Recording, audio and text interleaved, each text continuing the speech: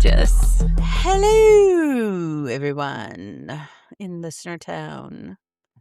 It's Sunday. We're all fucking discombobulated, but All guess what? discombobulated. You're but still it's here happening. with Murder with My Sister, the true crime podcast. I'm Marie. I'm the tormentor. Oh, I'm the tormentor, Lisa, which people Weezer? sometimes do. Leasers. My sister redid something on our what do you want to call this? Like our studio? Our studio. Yeah. And it's really cool. It's like forensic-y and it looks great. I'm really impressed by her. Yeah, I was trying to... I thought that I was changing the thumbnail that I was trying to make because it said like edit. So I did. Mhm. And that didn't happen, whatever I was trying to do with that. And then I opened the studio You and just I was gotta like, hit go oh, back. look That's at my that. save all. Go back. Undo. Undo, go back. Undo. If those two buttons are my best friend. So I was having lunch with Edwin today, and I told him that we were dropping. I showed him the Facebook post that you did for what we were dropping for tomorrow. So when everybody listens, this will have been like 3 weeks. So it was the story of Riley Fox from what is it? What's the town? Help me, please. Wilmington. And Edwin saw the pictures and literally looked like he was going to cry. And I'm like, oh God, no. Oh God, no. And so What? he is his longtime bestie, like not me, but other one, Jenny, was like friends and friends of friends of friends. And he was there like helping when they were looking for her. Oh, and he got no. I know, I felt so bad. But I told him, I'm like, I hope we do it justice. So yeah. But Good that was like, I wasn't expecting that. Like, but Wilmington's to know just someone. Yeah, it's right in our backyard, and that wasn't, early 2000s wasn't that long ago. So there it was. It happened. There it is. Yep. So last week, we should have mentioned this and we didn't, but last week when you're listening to this, our previous episode was our 1-year episode. Fuck! Shit! Are you serious? God damn it! I thought it was in August. It is. Wait. No, don't. It might even be me. Okay, hold on.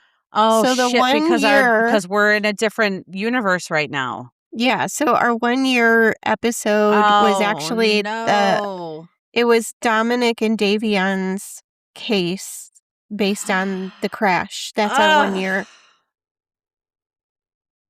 Well, you guys, we made it a whole fucking year. We've been consistent for an entire year. Happy true crime anniversary. Oh, we did it. We've known each other I've known you my whole life. You've known me most of your life. I've known you your whole life too. Yeah, but you lived without me for a year plus. I've never lived without you. I always knew you were coming. Yeah. Okay. Well, so happy anniversary. Shit. Sorry about that. Happy you know what though? Year. I mean, dates were never my thing. I don't celebrate anniversaries. It was good. And we did, and you know what? And we've done great. And happy anniversary to everybody else out there. Thanks for sticking with us for a whole year. Somebody told me we're getting better. I said, thanks.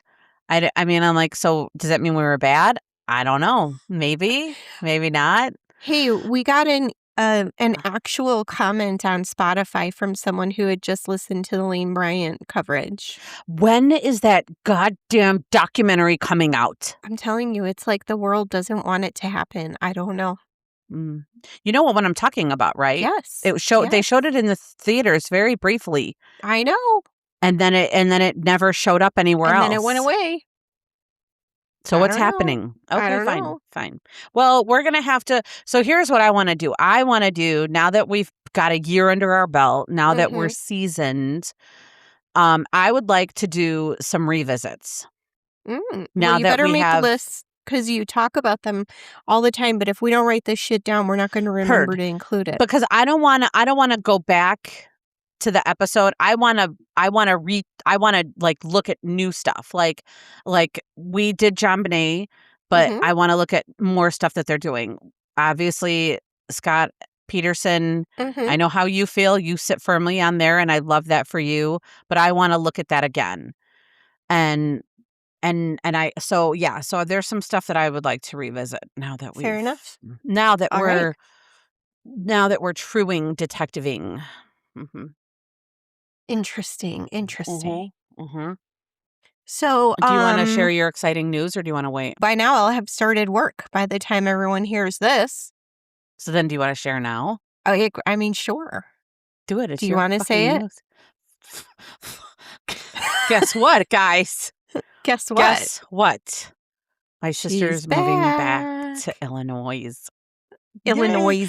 Now, let's not lose our minds and think that means that we're going to go back to only stories in Illinois. I know my sister, guys. I know she loves her Illinois stories, and Illinois is just too fucked up. We have a lot to keep ourselves busy. Yeah, when we're done with this one and we're done recording, I'm going to tell you about another Illinois one I just found out about. Okay.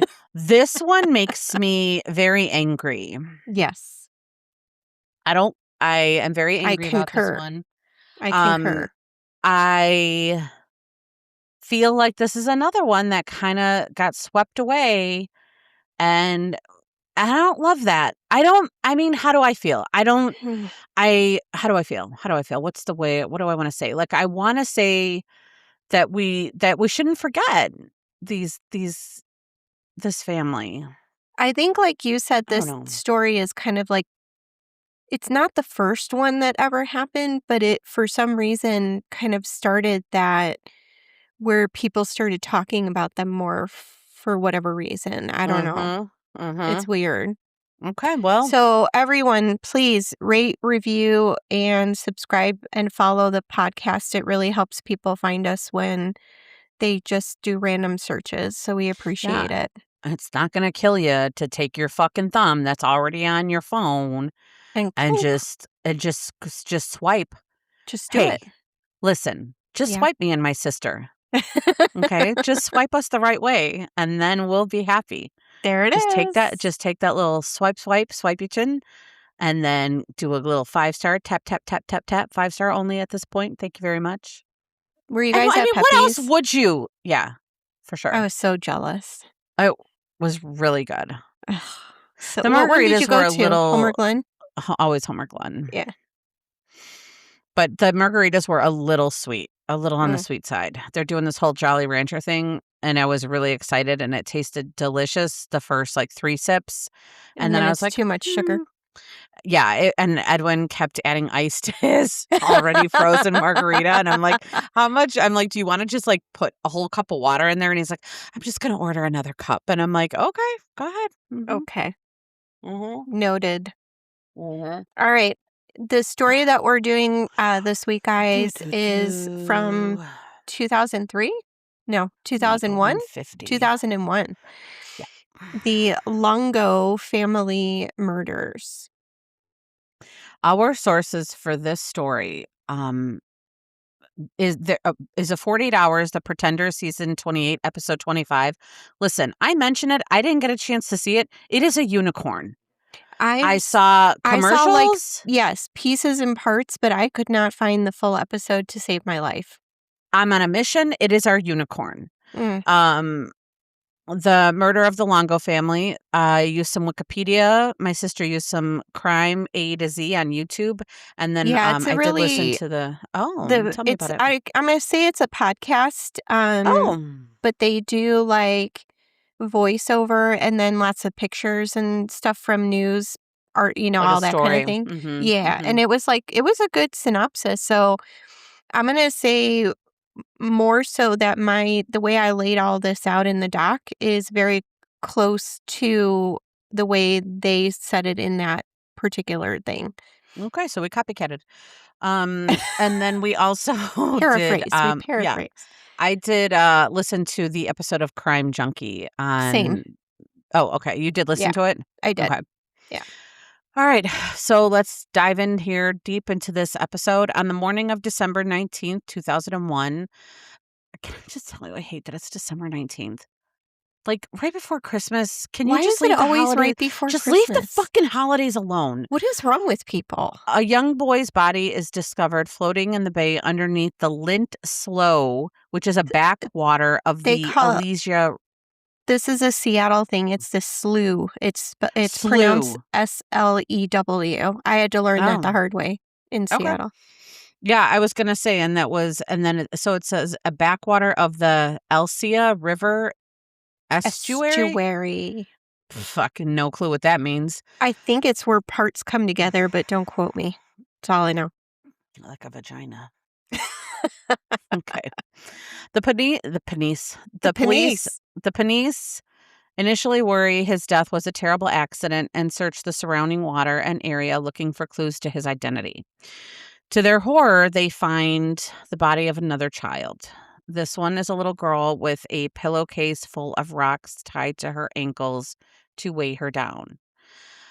Divers then find another pillowcase full of rocks in the water near the little girl and also a sleeping bag full of rocks. I thought that I heard Hmm. they thought the little boy, had been tied, and that the tie came off and he floated up, and that's why they were That's what able to I find read him. as well, was that the other pillowcase that they found, they believe was tied to the little To boy's mhm. ankles, and then somehow it came loose and he floated.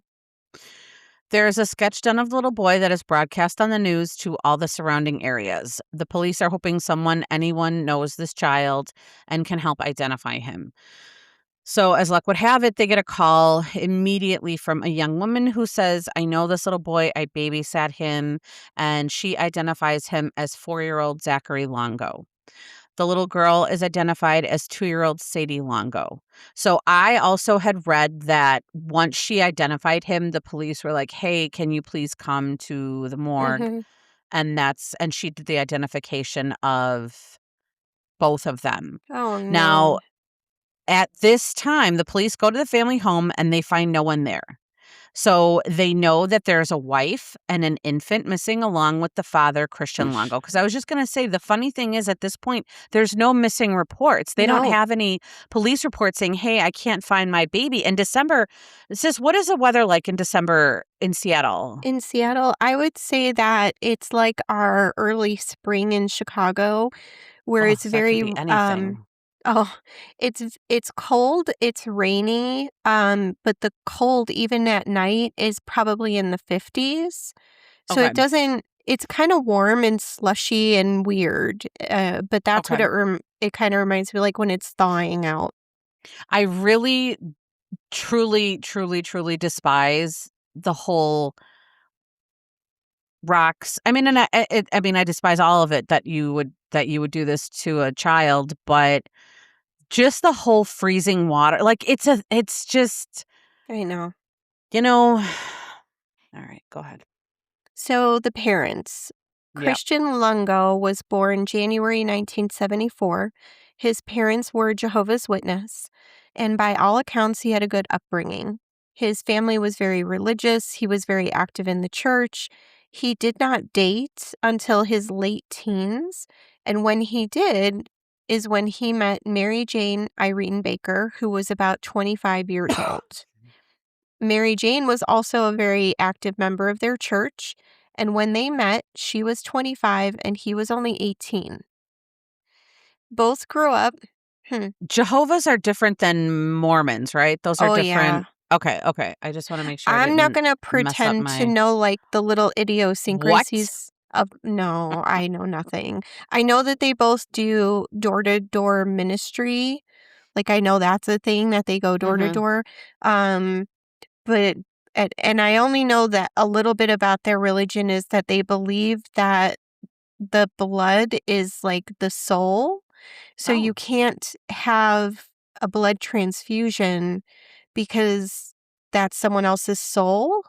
Sorry if I'm wrong, guys. I like it. But I know this only from medical purposes, is that people will tell me, "Oh, I can't accept any blood transfusions." like in their treatment, even if they're dying, they will not accept blood transfusions. And I think I would eat somebody's soul to stay alive. I think I So would. I just had this conversation last week. There was a patient who came in and I was setting her up for a procedure because we thought she might have an ulcer. So we're talking about, how if it's bleeding and you could have this low blood count and blah, blah, blah. And she goes, I don't want any blood transfusions. I can't do that. And I said, oh, are you Jehovah's Witness? And she goes, you know what that is? So I Oh, guess out here in Colorado, it's not a very common religion. okay. Back home, I mean, that was like, I had my heard it friends all the that came to time. my door all the time, and Eric Yeah. would see them, and he's like, "Your church friends are here." And he's like, "I don't know why you talk to those guys." And I'm like, I don't care. If they got their job to do, I might as well break up the monotony of the day. Yeah. Give them and they would try all the time. They're like, "How you doing, Lisa?" And I'm like, "Guys, I'm not ready yet, but what do you got for me?" All the time, they would come to the house all the I time. love it. Mm-hmm. So they both grew up in Michigan. She was a secretary at the University of Michigan School of Dentistry when he met her. Apparently, his parents were unhappy about the match and told Christian if he wanted to date Mary Jane, he couldn't live under their roof. And he moved out the following week. Can I ask you something? Sure. Do you think they called him Christian, or do you think he went by like Chris? I think he introduced himself in interviews as Chris. Okay. I kind of really think people that are named Christian and go by Christian are like a little pretentious. Unless it's you, and in which case it's a great name. I love it. Mhm. But it's just one of those things where it's such a formal, long name. Yeah, yeah. I'd be like, oh my God, just call me Lise or, Yeah. Chris, whatever. No, it has to be Elizabeth, Okay. not Liz, not Beth. Mm. Okay. They married within a year of meeting each other. And even during their engagement, Longo began doing dumb shit. Dumb. He bought her a 3.5-carat engagement ring he could not pay for. So he put it on a payment plan, as we do. I don't hate that. Inevitably, he couldn't make the payment and stole $108 from the camera store that he was working at. When the camera store owners questioned everyone, he lied. Yep. But then the next day, returned the money with a letter of resignation. If you're going to steal enough that makes your job worth losing. But then I guess you go to jail. I don't know. He wasn't living with Mary Jane at that time. Like when he proposed, he had roommates and he was just living with friends. Mm-hmm. So his roommates, who were also church members, get wind of the incident and tell the church elders. Not the elders. What did you say? The elders. What did you say? The elders. Snitches get Skittles? In my house, snitches get Skittles. That's exactly right. So they snitched and they did. I don't know if they got any Skittles. My kids will fucking tattletale on you in a heartbeat. Don't even try to fucking pull some shit over them. They do. They tattle on me and they're actually holding their hand out while they're telling her. Because snitches get Skittles up in this bitch. Where's my Skittles, bitch? So Longo got into... What? When I was potty training Aubrey, she was at Trina's house and she went to the bathroom and she came out and she looked at Trina and she's like, so if I give you a poo, do I get 2 Skittles? I'll give you a poo for a Skittle. And Trina's like, I mean, I don't have any Skittle. And she's like, go talk to my mom. And she's like, I guess I owe her some Skittles. I'm like, she go pee or poo. And she's like, I owe her 2 Skittles. And I'm like, she went poo. Good for her. There it is. That's how we roll. So Longo gets in trouble at the church when they hear that he lied and stole and all the rest. You can't lie and steal in church. Nope. Mary Jane supported him, but the church ultimately, there's a word for it that he got in trouble and they said that Excommunicated. Not yet. I can't remember what it was. But anyway, the church would not allow them to be married in their place in Kingdom Hall. Not I guess Kingdom Hall. It's kind of a big deal. Oh, my God. And with the 3.5 carat ring, that's the only place I think you could get married is I'm Kingdom just Hall. saying. Well, you would think that he would learn something from this incident. However, he did not. In true serial killer narcissist fashion. He continues to spend beyond his means and quickly maxed out all of their credit cards. So here's the thing. I heard this on other podcasts and I heard this looking into it. And I want to just touch on this whole maxed out credit card things because we've heard this before. Mm-hmm. I don't think this is an unusual occurrence. I No. think lots of people max out their credit cards. 100%. So I just wish that the salaciousness in which we report it wasn't so. Just because you max out your credit cards doesn't mean you're going to kill and fucking off your whole family. It's a thing. I It's would a say thing. 99% of people that have maxed out their credit cards, yours truly included in that equation at some point in my life. Too. Right. I never thought that the way out was to kill my children. No. Or whichever husband I happen to be married to at that time. Bankruptcy, silly. No, so it's just one of those things, like, I hear it reported, you know, and the other one that I hear a lot is they took out a life insurance policy for $50,000. And I'm like, $50,000? What that the ain't gonna fuck do is that going to do? You can't even bury somebody with that. That's not even, no. If all you got is 50 grand, you're not having a funeral and you're getting cremated. I told our life insurance guy, I'm like, listen to me right now, guy. If anything happens to Eric and the police come knocking on my door, you better fucking tell them you're the one who told me that I needed that $1 million policy. You tell them that, not me. That was not me. That was you. Because he says he does some math, some guy math with the house and the income and the 2 kids. And he says, this is what you need. Hey, I'm not arguing that math. Does Eric have $1 million on you as well? Oh, no, he's the breadwinner. I think he's got like 500 on me. Just enough to get him a new wife. Yeah, I mean, but he's going to have to pay for childcare if you're not there. Like, that's expensive. Eric will be married. All right, everyone, I'm going to tell you this right now. Everyone My knows husband can't like be alone. that. Yeah. If I died tomorrow, Eric will be remarried in a year. He can't raise these 2 feral beasts alone. These kids, he's going to need somebody who is thick-skinned, a little dumb, and a lot desperate. So I'm only saying this because I was a 20-something-year-old woman a long time ago, so I know how dumb I was. But I tell Justin all the time, if anything happens to me, you have my permission and blessing to go find yourself a new wife, but make sure she's really, really young, because I was really, really stupid when I was young, and they will firmly believe that the sun rises and sets with you. Go for it. They will take care of you. I was like, don't marry somebody your own age, because we're fucking angry right now, man. I would want him to marry just a nice person, like somebody who will treat my kids good, because they can test the patience of a fucking saint. They are not for the weak. They are not for gentle souls. They require. That's what gummies There's are a for. reason my name is the fucking tormentor. Okay. So, back to our family. All right. Eventually. Enough with the credit cards, everybody. Okay. Eventually, they had Zachary and Mary Jane quit her job. So she's going to stay home with the baby. I get it. And then the struggles get more, insurmountable. Why would you do that to me? Why would you put that word in there? I thought insurmountable. It was a fun word. It's so stupid and pretentious. Zachary was born in 97. Sadie was born in 98, so only a year apart. Madison was born in 99. Guys, 3 and 3 years. That is so many fucking kids. Christian Longo quit his job and told his wife and friends he was working at a distribution company for the New York Times. So, like, newspapers. A lot of people believe that this was a lie. I mean, why not?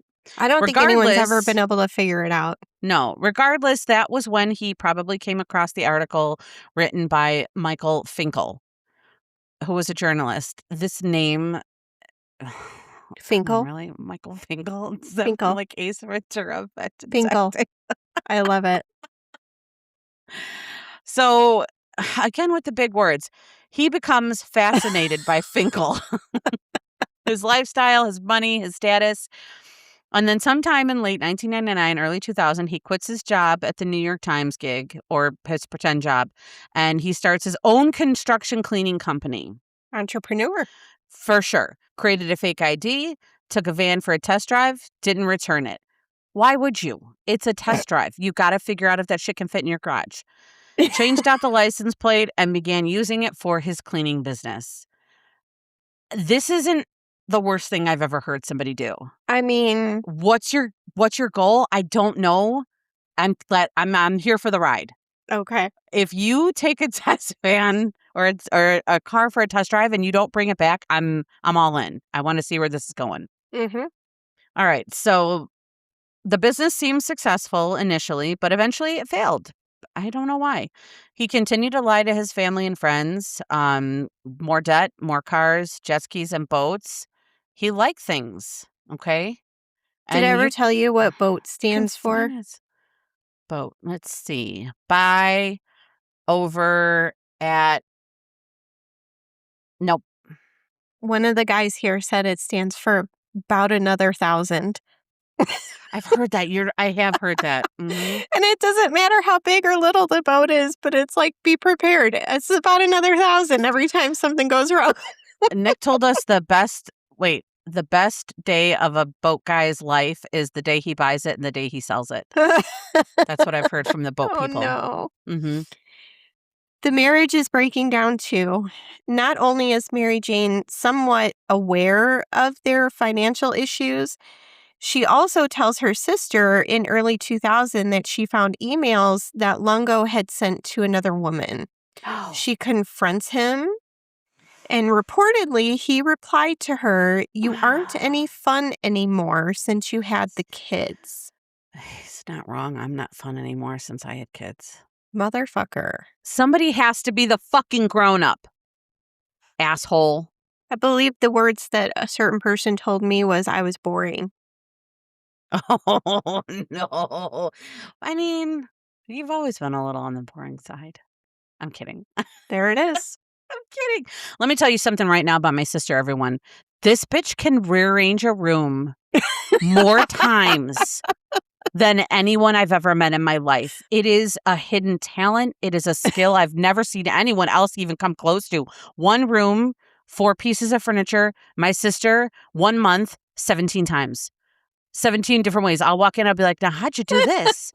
How did you fucking do this? I cannot wait every time I come over to your house to see. Do you remember when Fran used to be like, what the?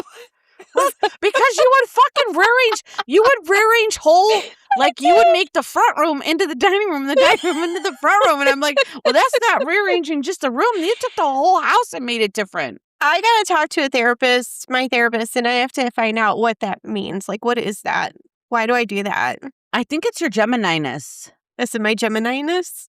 Maybe. I don't know. I've never rearranged furniture once. Wherever it lands is where it's staying. Is where it stays. Yeah, it ain't going anywhere. So he also tells Mary Jane he doesn't love her anymore.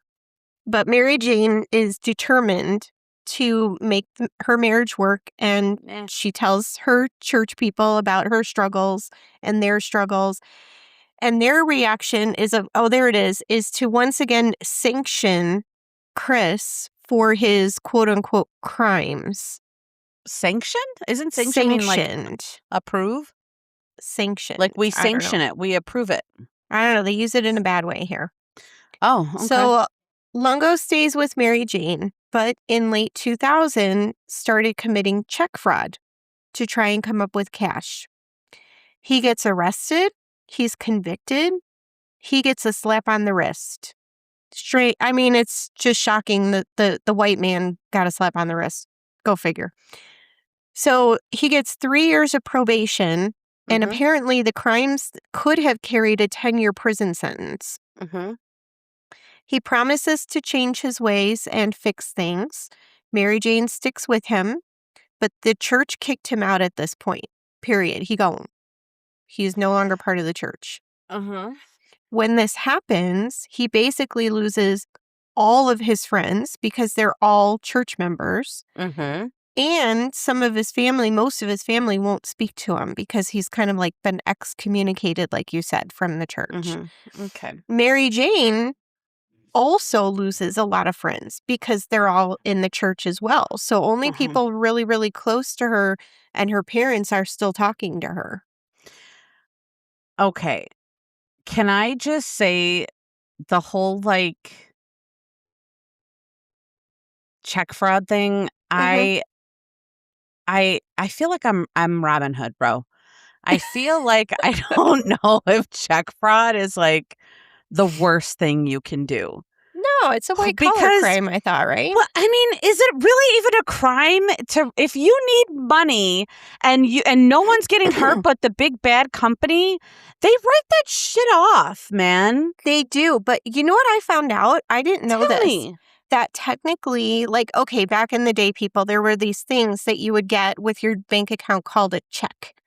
And there were no debit cards, and you had to like write words on it and give it to the person at the counter. Okay, that's how they got paid. You would make it payable to someone. Correct. And then it would take like 3, sometimes even 5 days for the check to clear, right? So there's this like limbo where you could write a check and make a purchase.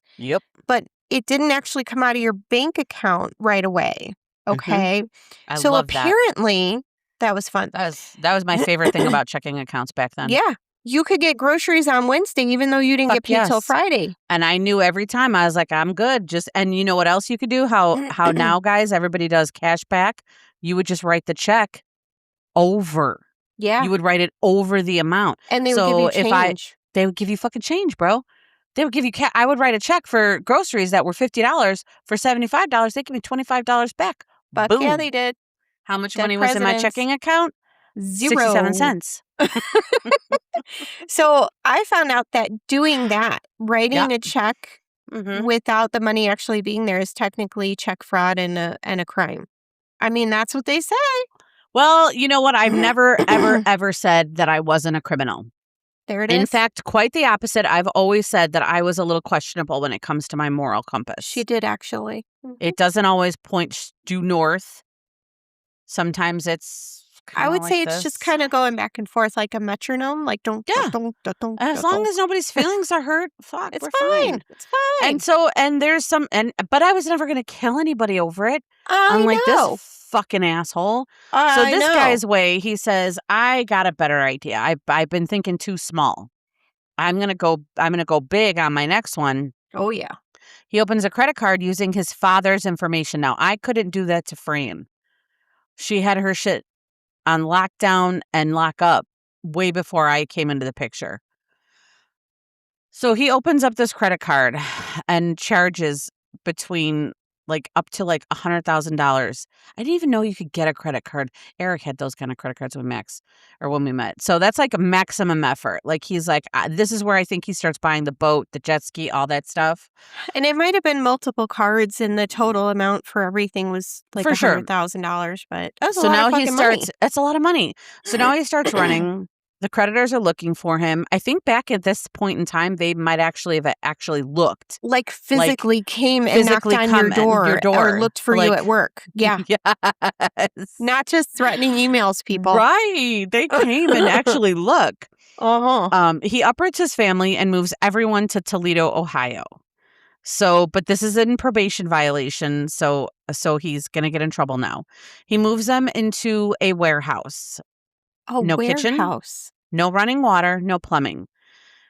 He told Mary Jane the warehouse rent was paid for 6 months. So this was a lie. But I guess he's like, hey, look at how big it's open concept. We can make this work. Now this is my sister wrote this line. I'm going to read it how she wrote it. He successfully separated her from her remaining family. My sister wrote this exact line when we talked about Susan Powell. This is in the narcissist abusive husband playbook. No. Like isolate you, like all the things. Playbook. No, I know. And it's just, as we talk about cases, I'm starting to feel where you have pressure points. where I didn't know these pressure points before. So Okay. they couldn't reach Mary Jane because her phone had been turned off. They file a missing persons report. This would be her family. And supposedly the family receives a letter in November that was mailed from South Dakota. It reads, "Guys, everything's fine. Can't call now. I'll keep in touch. Deuces." And this satisfies the missing persons investigation with the police, and they stop worrying. They're like, "It's fine. She wrote you guys. She's an adult. She has a family. Everything is fine." It's not fine. Longo continues to move his family every time the police seem to get close. They're staying in motels, campgrounds, anywhere cheap. And now, is this 3 kids that they've got? They have 2 toddlers and an infant. Infant. That's so much. So much. So much. He is pawning belongings. He's stealing. He loves writing a good bad check. A good bad check. How about that? He keeps the cash coming in so that they have what they need, and they eventually get to Oregon. Whatever. Oregon. He lies his way into a condo and gets a job at a local Starbucks. That's the only thing he can do. It is crazy to me that he's able to rent a condo from somebody. Like, they On the didn't water. check the things? Like, did he give them the wrong, like, someone else's information? Like, I don't know His how. dad, probably. Probably so.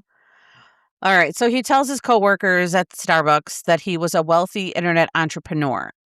I mean, why are you And he's just working at the morning Starbucks to, shift at like, say Starbucks? hi to people? I did hear they have really good insurance at Starbucks. I did. Okay. So the struggle and the lies continue. So December 2001, a man sees the body of a child floating in the bay from his RV lot. The boy's picture is broadcast. A young woman calls and tells the police that the picture looks like a boy she sometimes babysat, Zachary Longo, and that she worked with his father, Christian Longo, at Starbucks. 3 days after Zachary is found, they find Sadie, wrapped in a comforter, weighed down in with a pillowcase filled with rocks tied to her ankles. The police finally figure out who the children are and get to the family home, but not until December 27th. So it's almost, it's about a week. It's almost a week before they put it all together. The home is empty, but now they realize there are more family members missing and they start searching. They find a dock nearby with 2 suitcases in the water. One of the suitcases had hair coming out of the zipper. Inside that suitcase was the naked body of Mary Jane, who had bruises and other blunt force injuries. In the other suitcase was little baby Madison. Autopsies later reveal that all 4 family members were killed by asphyxiation. What I read officially was that no one was alive when they went into the water, but there were people who believed that the kids might not have been dead when they were tossed in the water. There's nothing to substantiate that, but...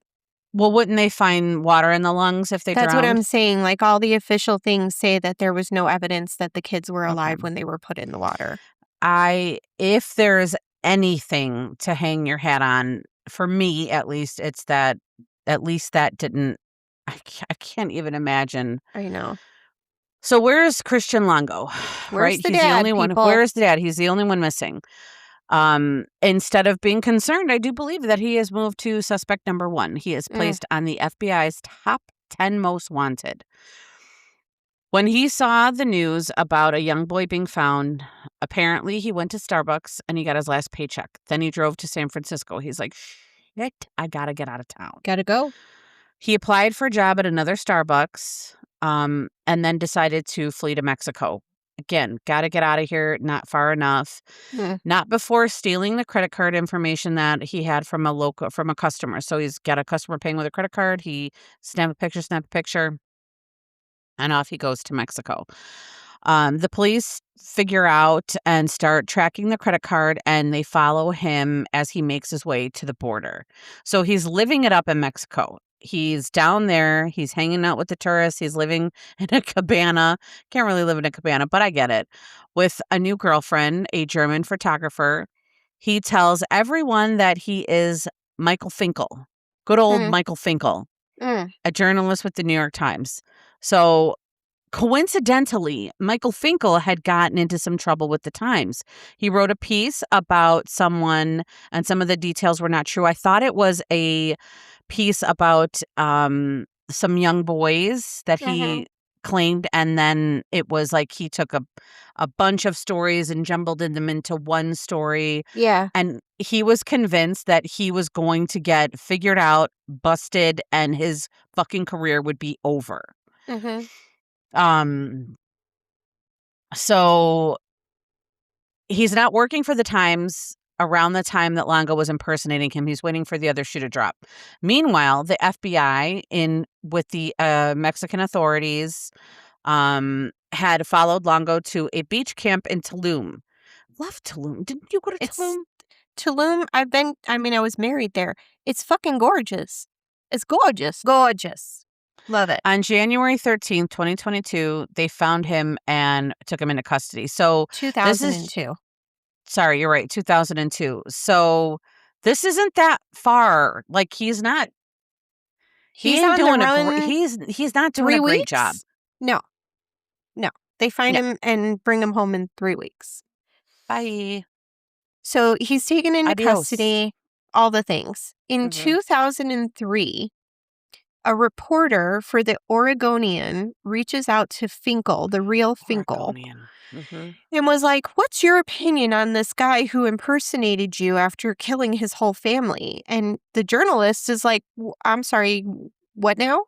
Can you say that Who's this again? guy? What? Mm-hmm. What?" Right. So he is a journalist and he smells a story. So he's on this shit pretty fucking fast. But wasn't he waiting for them to be calling because of the fraud story? Like, wasn't that his whole Finkel was like, this is it. I'm about to get found out. And then when he starts I Googling his own name, this is what comes up. And he was like, oh my God, my shenanigans are low on the list compared to this guy's fucking shenanigans. So that may have been actually how it happened.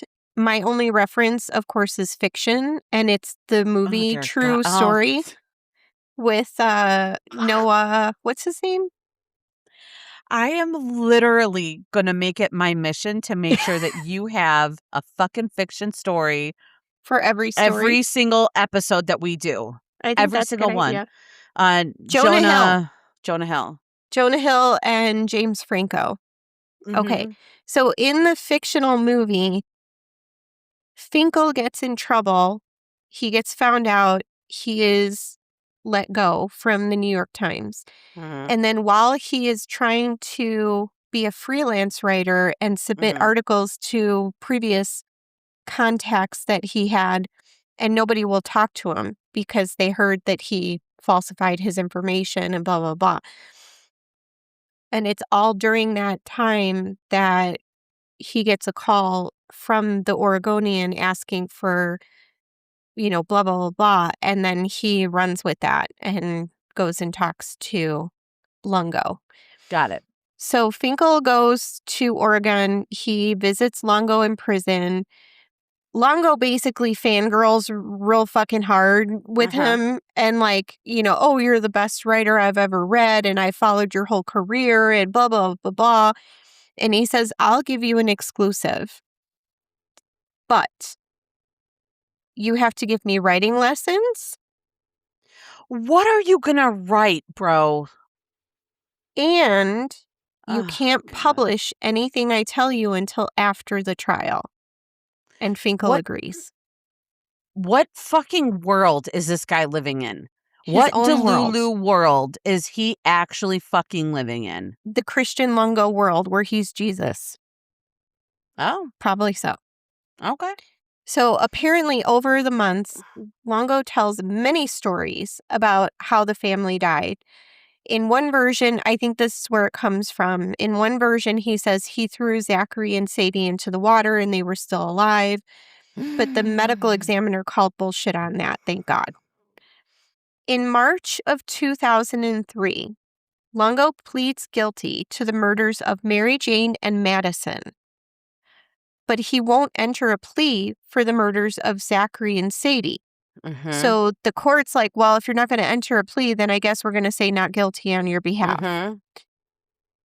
Finkel kind of befriends Longo and even starts to believe, according to the articles, he starts to believe that Longo didn't kill his family. He starts to Articles believe or the movie? bullshit. No, bullshit. Like Okay. articles. Yeah. Okay. The FBI is getting worried that their case is very shaky and that he could get off. And they approach Finkel and they're like, look, dude, you're in way over your fucking head with this guy. Mm-hmm. He's going to have you believing that the sky is red and you won't even know what the fuck hit you, kind of He's a going to open a situation. credit card in your name and fucking max that shit out from prison. He might. That's what he's going to do. And they ask him to turn over everything that he has been told by Longo so they can enter it as evidence. And Finkel, the journalist, won't give up a source, and he refuses to help them. Okay. So now you're in jail too. What is it called? Contempt of court. Fine. Take the fifth, whatever. Okay. All right. So during the trial, evidence shows that Longo had been planning these murders all along. There was information on Longo's computer that showed that he repeatedly accessed a book entitled The Hitman, which gave him advice about murdering methods. In particular, that the corpse should be weighted down with concrete blocks, but it must be wrapped from head to toe. Longo had newspaper clips of obituaries with notes in the margins. So, like a workbook is what he was using it as. The prosecution believes he was trying to assume new identities. So these people are dying, and he's like, I'm going to be this guy. Because who's going to say anything? Who's going to say anything? Then the prosecution lays out the moves. Pawning the belongings, isolating Mary Jane from her friends and family, how he got rid of the belongings and keepsakes after the murders but before he fled. So it doesn't look good. It doesn't look good, but I can't imagine that they had a ton of stuff with all the moving that they did anyways. Yeah. Unfortunately, they had no good physical evidence tying him to the murders. They had a shaky eyewitness. I don't even know what that means. They didn't say that he was not credible, but he wasn't like a stellar witness that was very confident in what he saw. Who claims to have spoken to Longo on the bridge that Zachary and Sadie were found under. Is this the guy who helped him with the tire? Is that the guy they're talking about? Maybe. So what I remember reading was that a man saw him on the bridge where they found two of the bodies. The man says he pulled over to ask Christian if he needed any help. And he said he was calm. He was fine. He said, nope, the car was making a noise and the service engine light came on. So I pulled over. The guy said, he's like, he was not suspicious in any way, shape. So I just kept on keeping on. Okay. That's one of the accounts that I had read. Okay. That seems credible to me. So maybe there was a second guy. Maybe. They had condo neighbors who, when questioned later, admitted that they had heard weird noises the night of the fight. Or the night that the family had been killed. There was a testimony from an FBI agent that arrested Longo. He said, when asked about the murders, Longo replied, quote, I sent them to a better place. I'm sure you cover it in here. Some of the stuff that he said about what actually happened that night is fucking ridiculous. Ridiculous. It gives real Chris Watts vibes. 100%. Okay, go ahead. Like completely unbelievable. Like, okay, you really think anyone's yes. believing this shit? Okay. And you're telling me, yes, go. We're going to talk about it, sis. So the defense discredits the bridge witness somehow. They focused on the fact that Zachary and Sadie were found in a very different manner than Mary Jane and Madison, possibly indicating that they were not all killed by the same person. Then, shockingly, because we've never heard this before, nope, Longo takes the stand in his own defense. Dear Good Lord, for him. it's like all narcissists have this is what he said, the same fucking playbook. They're like, oh, hold on, chapter 5. I either have to take the stand in my own defense or I have to represent myself. Which one do I want to do? I love it when they represent themselves. It's that like, one's really you my might favorite. as well just write guilty on your forehead, you fucking idiot. Jesus Christ. So up to this point, there were jurors who admitted later that they could not believe that this clean-cut, well-spoken, mannered individual could have possibly done what they were saying he did. There were jurors who were not going to say that he was guilty until he took the stand. Yay. This motherfucker gets up there and Open that big trap talks door about himself for 3 days. What the fuck do you have to say for 3 days? Motherfucking days. The Christian Longo story. He quotes the fucking Bible. Oh, he tries to charm everyone. And just like you said, the shit that he says, contradicting himself from one time to the next story to the next story, he just comes off as talking in circles and fucking Looney Tunes. He hung himself. Every juror that was like, oh, he didn't do this, they all said after he testified, they're like, yeah, he totally fucking did it. If you talk for 3 days, I'm convicting you just for keeping me there listening to you for 3 days. I'd be like, dude, I stopped. You lost me. What did they say? Half your minutes and age? Wait, half your age and minutes is what you have? I'd be like, bro, you lost me 20 minutes after day 1. Yep. You're guilty. Shut up. Done. What was your name again? He tried to say Mary Jane, and he got into an argument.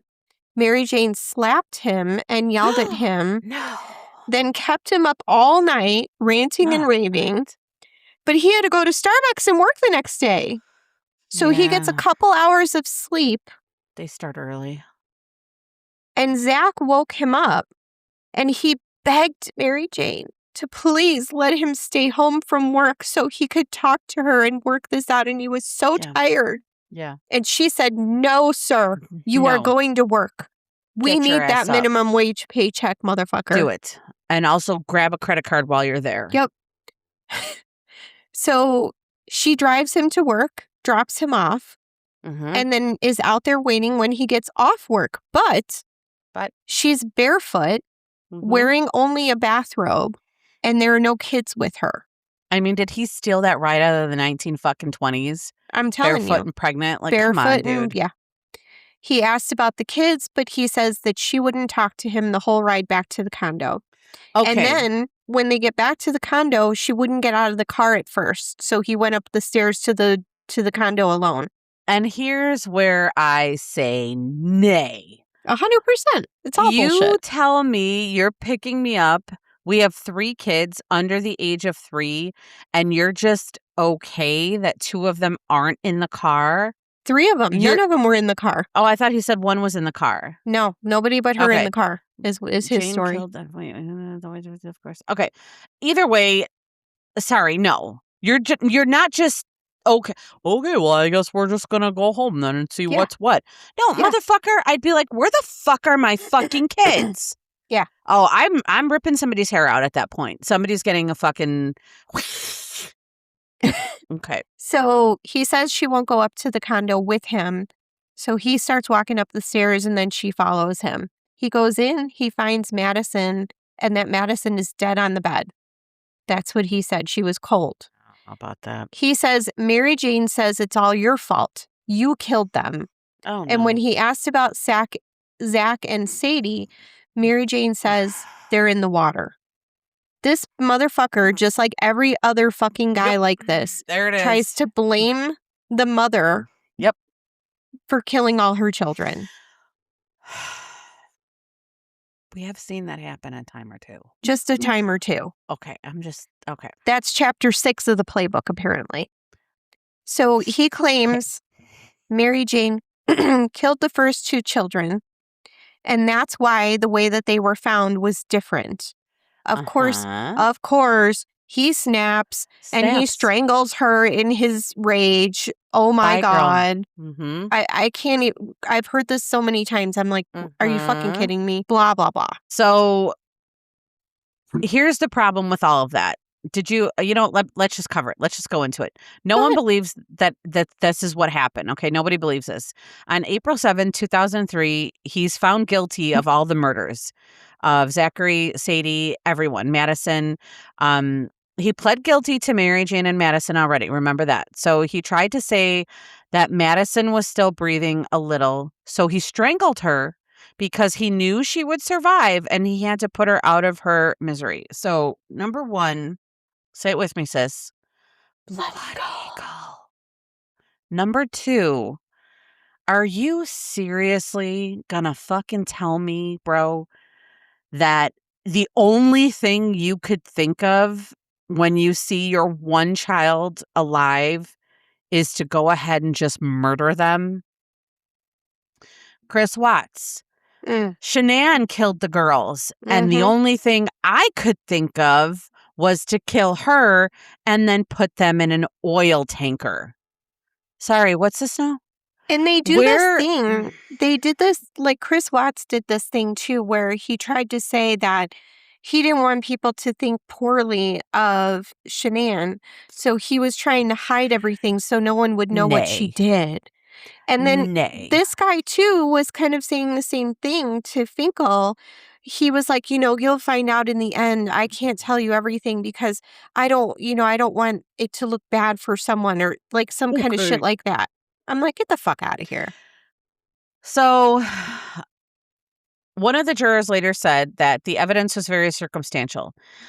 When he got on the stand and talked for the 2-3 days, that he basically managed to convince everyone on the jury that he was a liar and guilty. Yeah. Okay. Just a little bit. He was sentenced to death by lethal injection on April 16, 2003.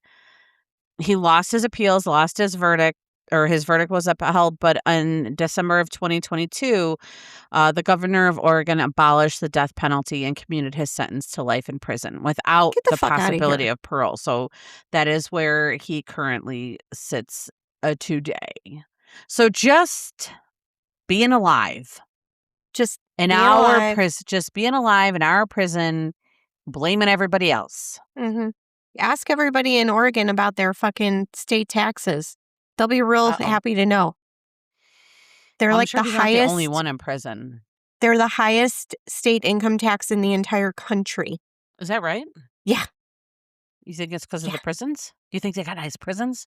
I don't know what it is, but they try to say like, oh, there's no sales tax in Oregon. There's no sales tax in Oregon. But their actual income tax is the highest in the country to make up for it. So there's robbing Peter to pay Paul.